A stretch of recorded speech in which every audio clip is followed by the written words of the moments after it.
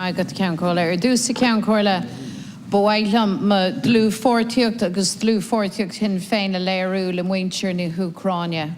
Bhailam ar daciacht a léirúló, ní féidir le aine a bhfuil measa cuair an saoirse ach brathnú le uafás ar gníomhara na Rúise san Ucrán agus cánaimid na níomhara sin go hiomlán. Ceann comhairle, today I wish to reiterate again on my own behalf and that of my party our total and unwavering solidarity for the people of Ukraine at this deeply distressing and traumatic time for their country. We once again condemn unreservedly the actions of the Russian government in violating Ukraine's sovereignty and internationally recognized borders. Its attacks against the Ukrainian people, property and infrastructure, and its initiation of a humanitarian crisis in Ukraine. The invasion of Ukraine and the military assault which we have witnessed are a criminal affront to the civilized world and a threat to the peace and security of people everywhere. Ceann comhairle, the Irish people have been appalled at the heartbreaking scenes of civilians being killed, being injured and fleeing their homes for their lives. And communities across our country are now actively working to assist in the humanitarian response. I believe, Ceann comhairle, that I speak for all deputies in the Dáil when I say that we are united in our condemnation of the actions of the Russian President Vladimir Putin. And any attempt by Putin or his regime to justify his actions as a response to NATO are without foundation and are merely a means of distraction from his own culpability, because it is his military aggression which is bringing death and destruction to Ukraine. And so the international community has an obligation through diplomacy, through support for Ukraine and strong sanctions against the Russian Federation to bring about a peaceful resolution to stop this horrific war and to see all Russian forces leave Ukraine. So Ireland must be a voice for peace, justice and freedom in the world. Taoiseach, will you agree with me that Ireland, more than most, understands the impact of occupation and imperialist aggression, that we deeply value the principles of national sovereignty and the right of all people to self-determination, that Ireland also understands the importance and difficulty in finding peace through dialogue and diplomacy, that our status, Taoiseach, as a neutral state with no colonial baggage and an independent foreign policy has allowed us to play a valuable and honourable role in peacekeeping and conflict resolution around the world and in the battle against nuclear proliferation. So now, as a member of the United Nations Security Council, we must do everything we can to end this unjust war and to force complete Russian military withdrawal. Can I ask you, Taoiseach, to outline how you intend to intensify sanctions in order to ensure a Russian withdrawal and the right of Ukraine to a peaceful future as a sovereign, independent state? And finally, Taoiseach, can I ask you to update the Dáil on the efforts of government as members of the UN Security Council to ensure an urgent response to what is a rapidly deteriorating humanitarian crisis in Ukraine? Thank the Deputy for raising this very grave issue. And no one in this House or anywhere else should be under any illusions about the seriousness of the situation that Europe and the world faces right now this afternoon.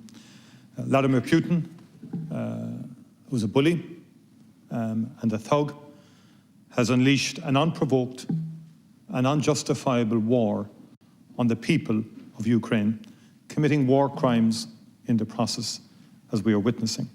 And as President Zelensky said most movingly to the European Parliament this morning, every day now in Ukraine is someone's last day. And I was very struck by both the contribution he made there and indeed to the European heads of state last Thursday at the EU Council when he said to us, this may be the last day that I speak to you. Because he said to us, I'm number one on the list along with my family. And it's difficult to comprehend. A week ago, it would have been unimaginable to see what we're witnessing now. A 40-mile long convoy of Russian troops and heavy military equipment grinding its way towards Kiev, where children and their families take shelter in the underground. And just hours ago, Liberty Square in Kharkiv was devastated by a missile strike. And as President Zelensky said, a city where there was up to 20 universities, where thousands of young students would frequent in the full expression of freedom of choice and expression and so forth. Residential neighborhoods across Ukraine, in cities all over Ukraine, where ordinary decent people were going about their normal lives, are today now facing barrages of illegal cluster munitions, which we had worked as a country well over a decade ago to ban in an international treaty. Kahami dere a chuir leis an gogad seo, caithfidh Vladimir Putin dere a chuir leis an bhar éigean, agus na húnsaí uafásach leanaí na Ucráine, agus a taigligh ag súile fud na Ucráine. Because what we're witnessing is scarcely believable, but it's very real for the people of Ukraine. And our response, and I agree, must therefore be unprecedented. And it has been unprecedented. Over the last 10 years, and certainly since 2014, I've been arguing in this House and debating in this House in terms of the consistent violation of Ukraine's territorial integrity by Russia. And now it's reached an appalling stage in terms of an all-out assault on Ukrainian people and territory. And before leaving for Brussels last week for the Emergency UE Council, I said that I wanted to see the most comprehensive and widest set of sanctions deployed by the European Union. And that has happened in respect of the sanctions that have now been put into place by the European Union, along with the United States, along with Canada, along with the United Kingdom, Japan and others. And I've been very heartened by the unprecedented commitment to humanitarian care and support for Ukrainians. I believe the European Union genuinely has responded with absolute solidarity with the Ukraine, with absolute speed in response, in terms of the unprecedented scale of sanctions that have been deployed. In particular, the sanctions against the Russian Central Bank in terms of not being in a position to access its European and foreign reserves, and also in terms of Russian banks being locked outside of the SWIFT mechanism, the listing of very key individuals in terms of who were part of the leadership coterie around Vladimir Putin, and much, much more in terms of the industrial base of Russia. It is an extraordinary package of sanctions that people did not believe would happen. And also, Ireland did not hesitate to facilitate the deployment of the European Peace Facility and 500 million euros to assist people in the Ukraine. Ireland's support in the context of non-lethal weapons. The biggest challenge facing us as a country, I believe, is that we must be very, very generous in terms of the refugee crisis that will undoubtedly flow as a result of this war. It will be beyond anything that we've comprehended before. And I've said to my colleagues in government and to departments, we must put to one side what we might have considered to be the norms in terms of responding in a humanitarian way to the plight of the Ukrainian people. And therefore, the Secretary Generals of our department are convening again. The Secretary General of my department is convening with others and government ministers to make sure that we scale up the response in the context of the humanitarian crisis that is unfolding before our eyes. Deputy McDonald. Thank you, Taoiseach. And there are no illusions. There is nobody under any illusion but that Vladimir Putin, the Russian Federation, are the aggressors in this scenario. And they have very brazenly breached international law. They have launched an all-out offensive against a sovereign people, and they have, as you have correctly said, Taoiseach, committed war crimes on the watch of the international community. And we need to see an intensification of this package of sanctions. Vladimir Putin and all others who might choose to violate international law and to brutalise people need to understand that the international community can and will put our foot down. So I want to ask you specifically, Taoiseach, and I support absolutely your call for generosity in respect of those fleeing war and conflict. We must extend the most generous of Irish receptions to those people and families. But I want to go back to the economic sanctions again, Taoiseach, and to invite you to set out how we might deepen again these sanctions, not least in respect to the Russian banking system and the SWIFT system.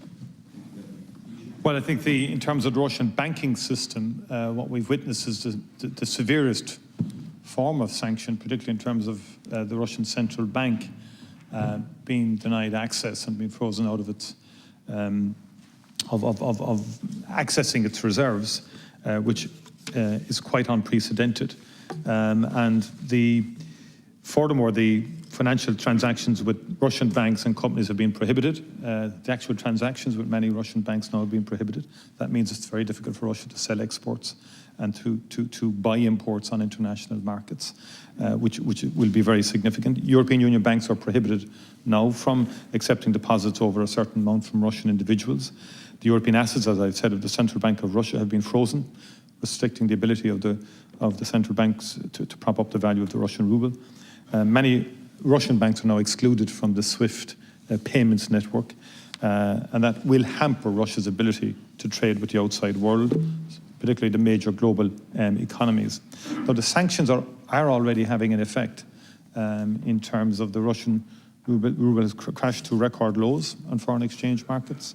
Russian purchasing power in international markets has dropped, and inflation in Russia is likely to rise significantly.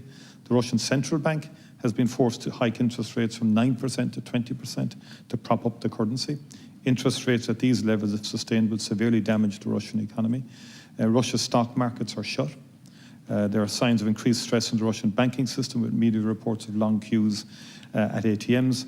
And some analysts have predicted that the stress on the system could lead to a run on Russian banks. Thank you, Taoiseach. But I would also say that I think we have to be in here for the long haul.